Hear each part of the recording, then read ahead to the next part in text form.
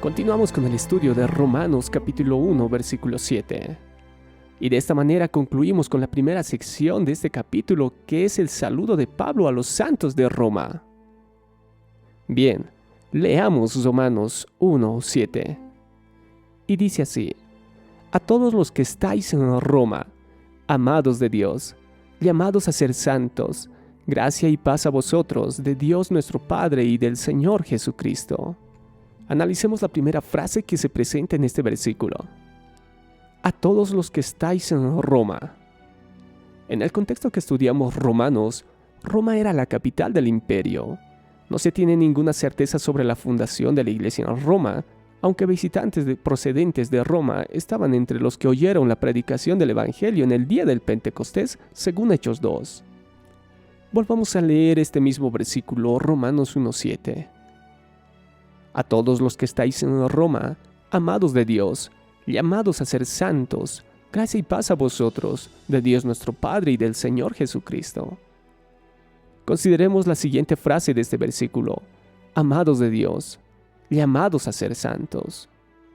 Los términos usados en el saludo para cristianos profesantes constituyen la idea básica de la misma carta. A medida que se explica a fondo el llamado de Dios, el amor, la gracia y la paz. Entre los incontables privilegios concedidos por gracia a que se tiene acceso a las buenas nuevas de Dios, se encuentra el que seamos sus amados, sus llamados y sus santos. Seguramente el apóstol no nos atribuye la gloria de nuestra salvación, sino que nos hace comprender que ésta procede totalmente de la fuente del amor gratuito y paternal de Dios para con nosotros. Esta es, pues, la finalidad de cuanto dice al comenzar: Dios nos ama. ¿Y por qué motivo podrá amarnos si no es por su pura bondad? De eso depende también la vocación por medio de la cual, en el transcurso del tiempo, según su sabiduría, se confirma la adopción de aquellos elegidos mucho antes por su gracia. Deducimos pues de esto que nadie puede en verdad contarse entre el número de los fieles si no posee la certeza de que Dios le ama, aunque no sea digno de ello, por ser pobre y miserable pecador, porque siendo regocijados e incitados por su bondad, aspiramos a la santidad, pues Él no nos llamó para ser basura e inmundicia, sino santos, según 1 Tesalonicenses 4:7. Señalábamos que no es llamado a ser apóstol, sino llamado apóstol. Y aquí es exactamente lo mismo: amados de Dios Padre, llamados santos. A medida que llegamos a ver estos términos, me parece muy importante que observemos el orden en el que los pone el apóstol, porque veréis que es el orden exacto que se usa en todas partes de las Escrituras. Aquí, escribiendo a un número de personas, probablemente no eran muchos, en esa ciudad de Roma. Ellos son cristianos. Estas son personas que están en Cristo. ¿Cómo han llegado hasta allí? ¿Qué les ha pasado? Bueno, tú eres el amado de Dios. Míralo de esta manera si quieres. Trata de pensar en Roma, esa gran ciudad imperial. No hace falta mucha imaginación para saber el tipo de vida que vivía la mayoría de la gente. Se nos da una descripción de ello en la segunda mitad de este mismo capítulo que estamos considerando. Era una ciudad llena de pecados horribles y de libertinaje terrible, y sin embargo, en esa ciudad hay grupos de personas que se reúnen en las casas de los demás, en las casas de personas como Priscila y Aquila.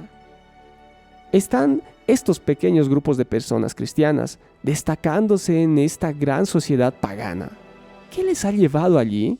Son absolutamente diferentes de todos los demás.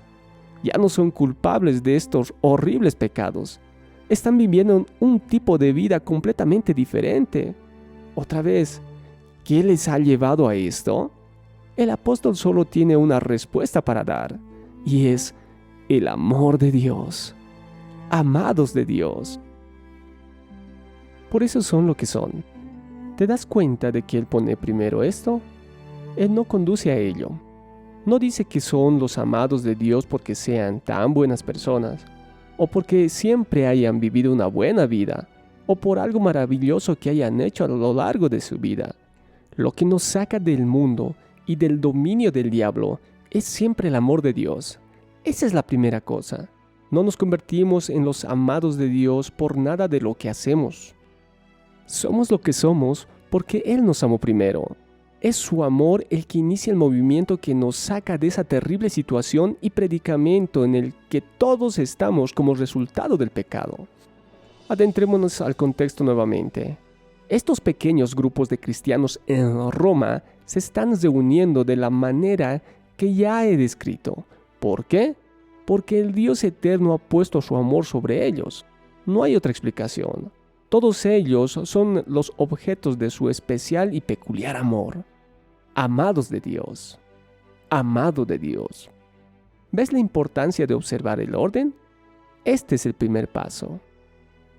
Pero de hecho, si vamos a captar el significado completo de esto, debemos darnos cuenta de que el apóstol usa la misma declaración con respecto a nosotros, como la Biblia la usa en todas partes con respecto al Hijo, el Señor Jesucristo mismo.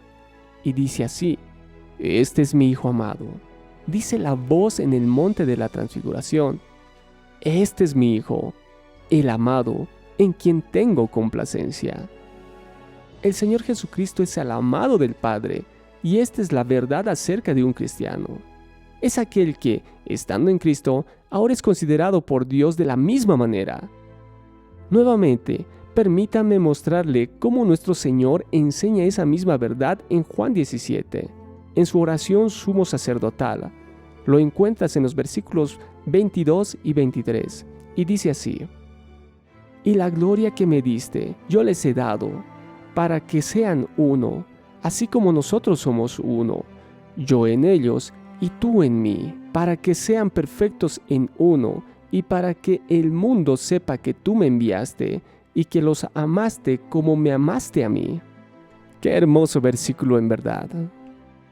Alguien me dijo una vez que pensaba que esa era la declaración más estupenda de toda la Escritura, y creo que tiene razón. Quiero que el mundo sepa, dijo nuestro Señor Jesucristo, que Dios os ha amado como de la misma manera que me ha amado a mí. Eso es lo que el apóstol Pablo está diciendo aquí, amados de Dios.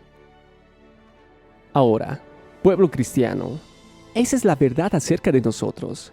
Es casi increíble, es algo que apenas podemos asimilar, es casi imposible creerlo, y sin embargo, tan ciertamente como estamos vivos en este momento, somos cristianos por una sola razón, y es que Dios ha puesto su amor en nosotros. Eso es lo que nos saca del mundo y del dominio de Satanás. Pero Dios, por su gran amor con que nos amó, no hay otra explicación. Y por lo tanto, no es de extrañar que el apóstol aquí les recuerde a estos cristianos esta cosa tan maravillosa. El mundo los odiaba, los persiguió. Podrían ser arrestados en cualquier momento, por capricho de cualquier tirano cruel que resulta ser el emperador, y podrían ser condenados a muerte y arrojados a los leones en la arena. A menudo eran odiados por todos los hombres, por lo que Pablo está ansioso de que se den cuenta de esto, que son los amados de Dios, que están en Cristo y que Dios los ama de la misma manera que ama a Cristo. Amado de Dios, seguramente todos debemos estar de acuerdo en que la principal dificultad con nosotros como cristianos es que no comprendamos estos términos, lamentablemente. No los aceptamos y no lo entendemos. Déjeme decirle que a veces nosotros no tomamos en cuenta estas presentaciones en cada carta. ¿Pero ves la importancia? ¿Ves la importancia de esta presentación? No te apresures a pasar de versículo en versículo de una manera inmediata, queriendo saber y diciendo, quiero saber acerca de esta doctrina o de esta doctrina. Es bueno, pero no te saltes, mi querido hermano. Querido hermano, si tan solo te dieras cuenta, como acabamos de estudiar, de que eres amado por Dios como amó a su propio Hijo, aprenderías lo más importante con respecto a tu santificación sin ir más lejos. Esa es la primera verdad, el amado de Dios. Concluimos con el siguiente argumento. Sin embargo, bajo el nuevo pacto, cosas santas tales como el templo, sacerdocio, el arca y los diezmos dejan de existir. La única cosa verdaderamente santa que Dios tiene sobre la tierra es su pueblo. Todas las personas a quienes Él ha apartado en su gracia y soberanía para sí mismo, por medio de Jesucristo. El nuevo templo de Dios y el nuevo sacerdocio de Dios son su iglesia. Es una bella expresión de bendición que añade a sus declaraciones introductorias. Pablo dice: gracia y paz a vosotros, de Dios nuestro Padre y del Señor Jesucristo. Los únicos seres humanos que pueden recibir la maravillosa bendición de gracia y paz son aquellos de quienes pueden decirse que son los amados, los llamados y los santos de Dios. Ellos son los únicos que verdaderamente pueden llamar a Dios su Padre, porque solamente ellos han sido adoptados para formar parte de su familia divina por medio de su Hijo verdadero, el Señor Jesucristo. Concluimos esta primera sección de este capítulo. ¡Qué bendición, querido hermano! Y damos créditos a estos hombres de Dios no para darles la gloria, sino sabiendo que son hombres piadosos que nos ayudan a comprender las Escrituras tal como lo hacen en este estudio que estamos realizando. Entonces, para este estudio se utilizaron notas de los siguientes hombres: Martín Lutero, Juan Calvino, Martin Lloyd-Jones, R.C. Sproul y John MacArthur. Y los mensajes están con base al contexto en el cual hoy vivimos. Te esperamos en el estudio de la siguiente sección, a partir del versículo 8 de Romanos capítulo 1. Soy Vidal Álvarez, te esperamos. Bendiciones.